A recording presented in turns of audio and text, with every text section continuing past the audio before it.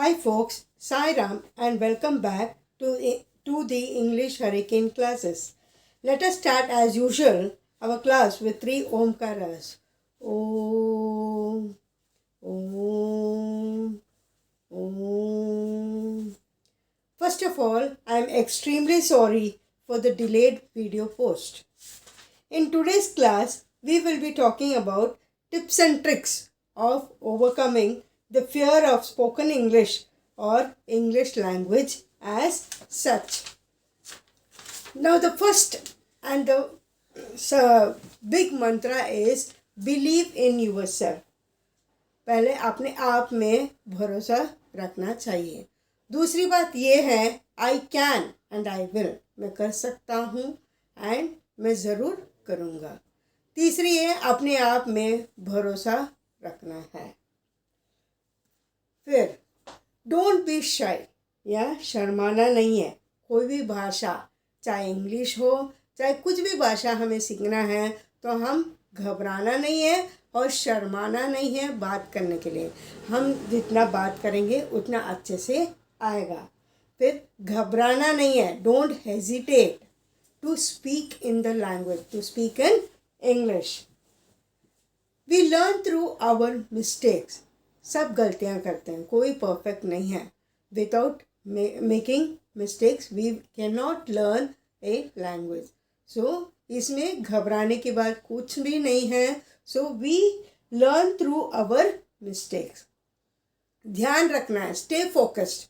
जब हम बात करते हैं छोटी छोटी चीज़ों में, थोड़ा सा ये देखना है कि हमारा सेंटेंस सही है, कि हम जो बोलना चाह रहे हैं वो आगे वाला इंसान को समझ रहा है कि नहीं. Start conversing. कोई बात नहीं, हमें जितना आता है उसी में से कन्वर्स करना चालू करना. We have to start conversing with one another with whatever knowledge we have. जो भी जितना भी आता है उसी से बूंद बूंद से पानी घड़ा भरता है. वैसे ही थोड़े थोड़े में से ही हम सीखना चालू करते हैं. The more you speak the more fluent you become. हम जितना बात करते हैं उतना ही अच्छा हमें भाषा पर कंट्रोल होगा. You will have a total control over the language. The more you speak the more you will get control. Dictionary तो सबके पास होता है, तो learn a new word, meaning, same meaning and opposite.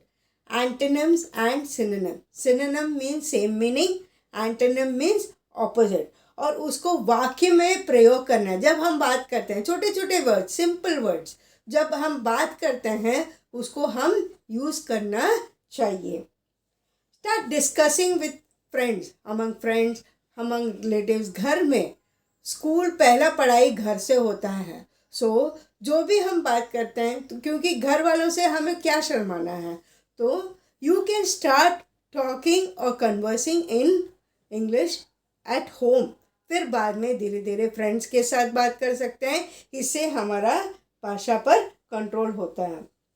और छोटा मोटा ग्रामर का तो सबको आता है, तो उससे हम और अच्छे से धीरे धीरे बढ़ के उसको बढ़ा के उसको और अच्छे से हम इम्प्रूव कर सकते हैं. जो सामने वाला इंसान जो हमारी भाषा बातें सुनता है, he also knows that we are committing a mistake.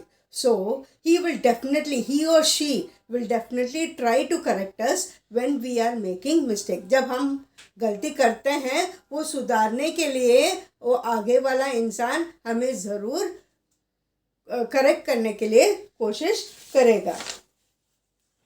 Then all you need is a little determination and dedication. जब हम जीत हासिल करना है, थोड़ा सा दृढ़ता और संकल्प रहने से हम ज़रूर इंग्लिश पे या कोई भी भाषा हो हम सीख सकते हैं.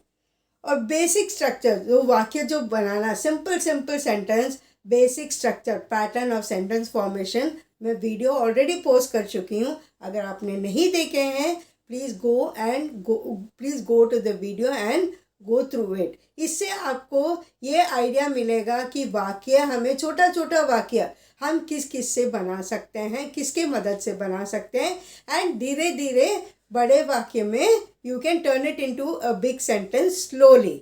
सो ये सब पॉइंट्स ध्यान में रखते हुए हम ये स्पोकन इंग्लिश या भाषा generally we can overcome the fear and learn the language well.